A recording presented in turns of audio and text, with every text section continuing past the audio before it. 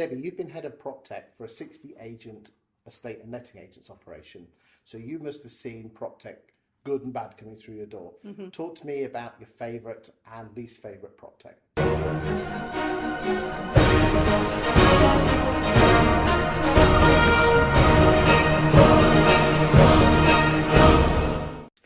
Okay. Seen lots. Yeah, definitely seen lots.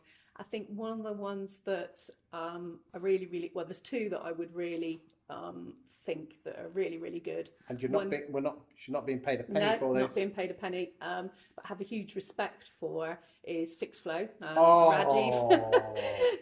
Love Rajiv. He's great.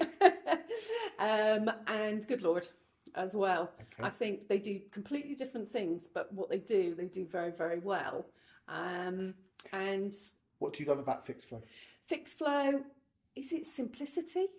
I think it's simplicity, and it actually answers a need, especially for a lot of tenants, to be able to find instantaneous, especially the generation that's coming through. It's all about instant gratification, and actually Fixed Flow almost gives you that as well, because one of the biggest things is out of hours calls.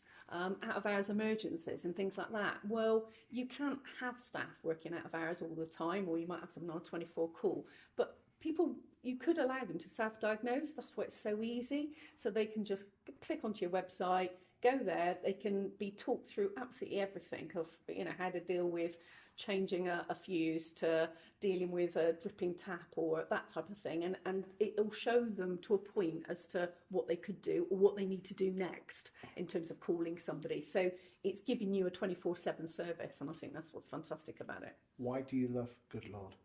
I love Good Lord because it puts the customer at the forefront of it, and I think very much as a business we worry about our processes internally, but actually we don't think about how easy it could be for the customer. And the actual lettings process, and I've been a tenant myself, the process very often as a tenant is very time consuming and very, very disjointed. You might speak to your agent, you've got to pay your money in somewhere else, and then get another email from a completely different other supplier. That process wasn't good. It wasn't very sort of straightforward or streamlined, and it certainly wasn't 24/7 either for people. So I think Good Lord actually onboarded your customer really, really well, and in terms of made it was all mobile, and which is what people expect nowadays. Everything was able to be done on the phone. They could fill in their application form, they could pay their money, and then when it came through to the staffing internally, everything's there packaged in one screen that you can look at, and it takes it through that process, and you can track it as well. That's the whole thing about everything. You can track it. It's very visible. There's nowhere to hide with it, so you can.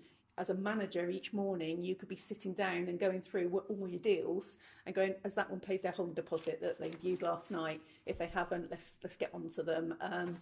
Has that one filled in their application form? But it just makes it easy and straightforward. Just anyone else? Yomdal. Love Yomdal. Looked at live chats. Could we actually man it ourselves? In terms of as a business, or sort of have and when I come across Yomdal, it was like, well, manned live chat, so you're actually talking to people, because at the moment I know AI is out there, but it's still on a very steep learning curve there. So when put that in about 18 months ago to 2 years ago, it was very much a case of there was lots. What it can do is by putting it on your website, you're open 24/7 again, and we got lots of businesses have lots of hits on the website but don't convert them through to business. There's also lots of small queries and quick queries that can take up your staff time, but actually the live chat can help that. And I found that 49% of all the queries that came in were out of hours. Wow. And that's so that it was generating, and it was then generating business through, because you had that first point of contact, so you were able to speak to those people. And about 50% of the people that were coming through were brand new customers, but you also get your returning customers, existing customers using it as well. Good use of PropTech. What if you had a magic ball and lots of money and loads of computer programmers? What PropTech would you actually invent? it would be something that would make the sales process a little bit more simpler. For who? For the customer and for the staff, for staff as well. I think the actual the process. Trouble is, it involves a lot of people, government, and things like that. So but to make that whole process quicker, more streamlined, more transparent as well, I think there's a lot of mystery around the whole sort of sales process, and I think that needs to be streamlined. Okay, let's bring it back to from Happy Valley into To- the yeah. world of reality. Yeah. Okay, assuming that nothing changes with the way properties are bought and sold, and assuming that solicitors aren't going to change, what other prop tech would you do, both in the estate agency or lettings? You got Viewbear. I think actually Viewbear is another very good. Could you class that as prop tech? When it started out, it wasn't as such, because it was very much about supplying people. But I think the actual processes that Ed, and where I could see, I spoke to Ed quite early on, was where I could see he was going, and now you've got the technology there to supplement the actual process he was trying to achieve at the beginning.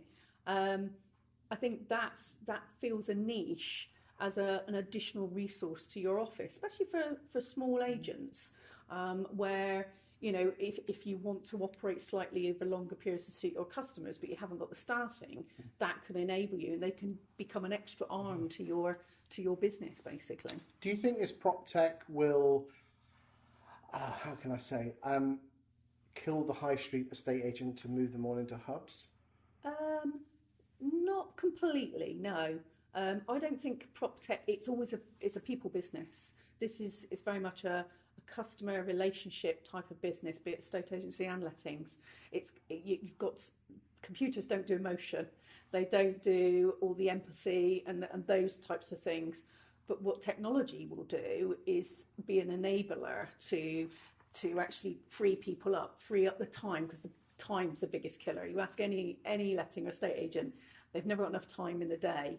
So if you can take away all their frustrations of the paperwork, the uploading things to the portals, etc., that type of stuff, if you can take away that, and that's where technology can help, definitely. What one thing would you say to the prop tech industry to help them sell more products to the estate and letting agents? They've got to understand where the letting agent is coming from, and how their technology will actually assist their business. Everybody is saying it will save you money, but I think they have to understand everybody's individual business, and everybody runs their business separately, and they have to be adaptable as well. And I think very often a lot of them made the mistake of, well, this is our product, you need to do it this way. Well, that isn't. Everybody is individuals, and especially when the vast majority of estate agents and letting agents are independent, they've all got their own way of running their business. They don't all want to be the same, so you've got to have that little bit of flexibility in things. So you need to listen to agents as to what they can do, but they also need the help from the CRM systems as well. Thank you very much. Thank you.